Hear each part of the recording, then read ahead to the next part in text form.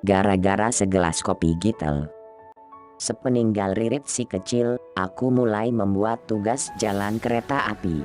Dari menghitung rangkaian gebong, memilih jenis lokomotif dan lain sebagainya. Demikian seriusnya aku bekerja hingga tak terasa jam telah menunjukkan pukul 23.00 dan aku mulai jenuh, payah. Rasanya aku ingin buat kopi kental manis tapi sudah malam dan tidak berani mengganggu tuan rumah. Aku ambil rokok Ji Samsu dari tas kuliahku, kemudian keluar sambil membawa gitar milik Eko. Aku perhatikan sekitar halaman rumah Mbak Eni yang demikian asri, taman dan tanamannya demikian tertata rapi, bunga-bunga menghiasi halamannya. Aku tertarik dengan sebuah balai-balai di bawah pohon mangga yang tidak jauh dari dapur.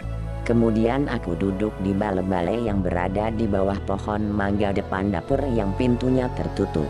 Nyaman betul rasanya duduk di balai-balai kayu ini, angin semilir menerpa, bau wewangian kembang juga terhirup nyaman. Aku berpikir, wow, tempat yang luar biasa untuk beristirahat, tidak perlu kemana-mana, cukup duduk di balai-balai dengan segelas kopi, sebatang rokok Ji Samsu dan gitar. Pelan-pelan aku mulai nyanyikan lagu khas selalu di hatiku dengan suara lirih. Kemudian aku sambung dengan lagu Mengapa Harus Jumpanya Deloitte.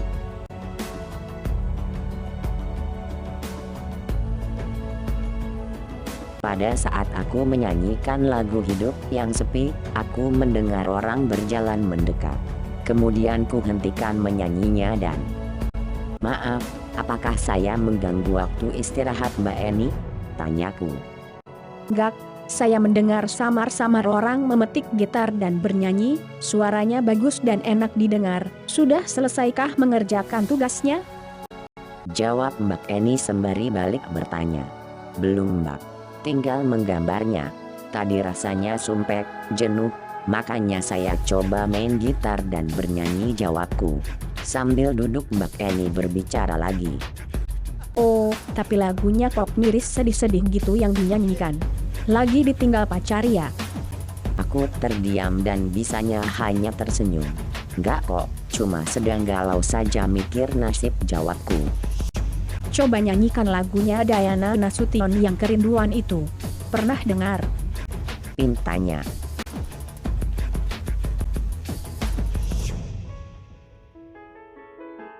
Dengan suara tadi itu saya yakin syair lagu Kerinduan itu akan membuat tambah merinding jika mendengarnya. Imbuh Mbak Eni. Sebentar saya ingat-ingat dulu. Apa yang syairnya ada jauh aku berjalan. Yang itu ya, kataku. "Ya itu, bisa kan? Tolong dinyanyikan, tapi tunggu dulu. Saya mau buat minum dulu. Apa mau dibuatkan teh atau kopi?" kata Mbak Eni. "Kalau ada kopi gitel, legi kental, matur nuun," kataku. Sambil melihat Mbak Eni meninggalkan tempat duduknya, aku mulai mengingat-ingat intro lagunya dengan menyanyikannya tanpa syair. Kemudian aku mencoba untuk menyanyikannya dengan rasa dan jiwa seperti syair lagunya.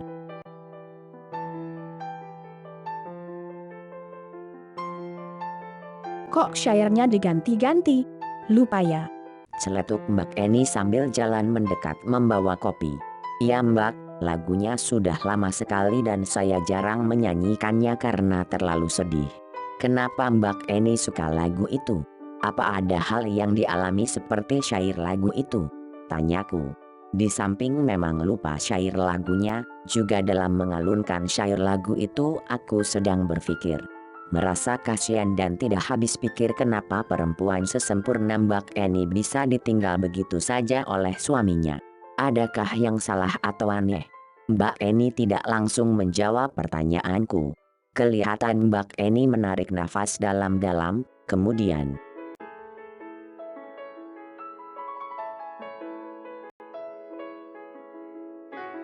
"Iya, itu masa lalu yang sangat menyakitkan dan penderitaan dari suatu pernikahan. Lama saya merindukan akan hadirnya kebahagiaan tapi kebahagiaan itu semakin menjauh." katanya Mbak Eni sambil menunduk. Hening sejenak sebagai dampak dari pertanyaanku itu, dan terlihat Mbak Eni masih menunduk. Kemudian aku mencoba menyanyikan lagu, tiba-tiba aku menangis nyakus plus untuk memecahkan keheningan. Ternyata lagu itu tidak bisa mengembalikan situasi seperti sedia kala. Aku memperhatikan Mbak Eni semakin terisak menangisnya. Sudahlah Mbak, jangan menangis. Maafkan saya kalau saya membuat Mbak teringat masa lalu dan bersedih. Tapi yang jelas bukan itu maksud saya bertanya, kataku. Aku melihat Mbak Eni hanya menggelengkan kepalanya yang sedang menunduk itu. Aku berkata lagi, sebaiknya istirahat, hari sudah semakin larut malam Mbak.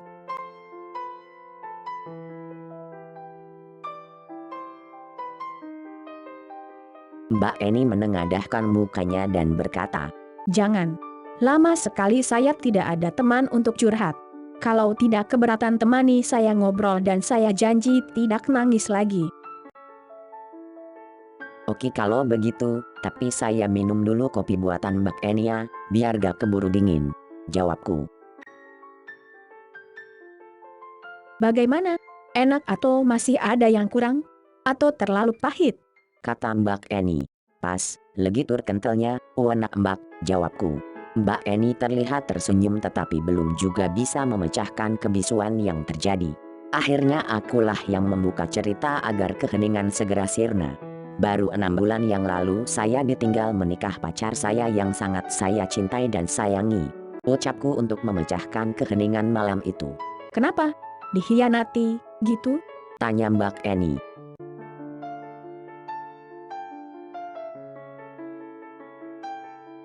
Gak dikhianati. Kami saling mencintai dan menyayangi. Dia bernama Bening, gadis tinggi semampai, rambut panjang, kulit kuning langsat dan parasnya cantik. Kalau dari belakang kira-kira sama dengan postur tubuh Mbak Eni. Maaf saya membandingkan Mbak Eni dengan Bening, tapi itu real. Dia dijodohkan orang tuanya dengan seorang insinyur perkapalan yang masih ada hubungan saudara dengannya. Dia sudah berusaha menolak tapi tak kuasa. Juga kami sudah mengatur strategi agar kami bisa hidup bersama, usaha ini juga gagal. Akhirnya apa yang tidak kami inginkan itu terjadi dan dia harus menikah di depan jasad mertuanya. Aku menceritakan secara singkat kisah cinta yang aku alami. Oh, tragis ya Mas. Komentar Mbak Eni.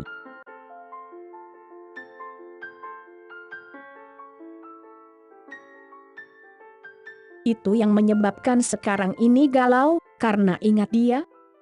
Sambung Mbak Eni bertanya. Iya begitulah Mbak, tapi mungkin kisah Mbak Eni lebih tragis lagi. Kataku sambil menyeruput kopi. Akhirnya aku dan Mbak Eni saling tukar cerita pribadi tentang cinta, sayang dan perkawinannya Mbak Eni sampai cerai dengan membawa putri tunggalnya si kecil Ririt.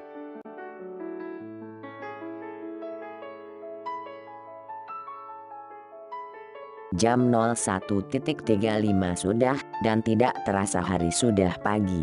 Aku dan Mbak Eni menyudahi obrolan malam itu. Mbak Eni pamit istirahat dan aku meneruskan membuat tugasku. Keesokan harinya, pagi-pagi aku sudah bangun. Kudapati rumah kosong dan yang namanya Bik Inah juga belum ada.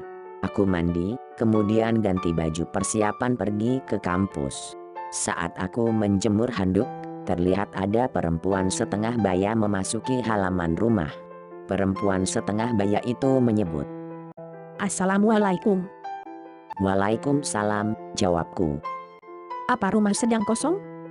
Tanyanya. "Ya, barangkali masih antar Ririt ke sekolahnya," jawabku.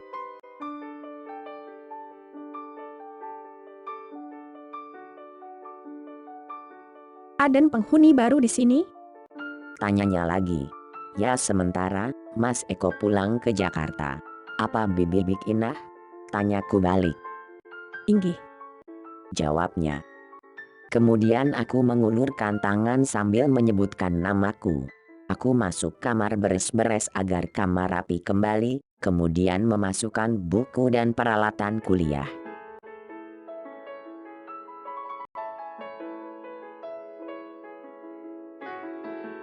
Ini dan Joni, ada surat di meja makan. Dari ibunya kelihatannya. Bik Inah memberitahuku. Aku keluar dan, oh ya, surat apa Bik? Tanyaku. Bik Inah menyerahkan suratnya dan kemudian aku membacanya. Isinya, Mas, jangan lupa sarapan. Sudah disediakan bersama kopi gitelnya di meja makan. Jangan kecewain yang buat lo. Sampai nanti. Baik sekali Mbak Eni. Sudah cantik, seksi dan baik lagi. Aku mulai berpikir dan tersenyum-senyum seperti orang gila. Kemudian aku duduk di kursi makan untuk menghabiskan nasi goreng dan kopi gitel buatan Mbak Eni.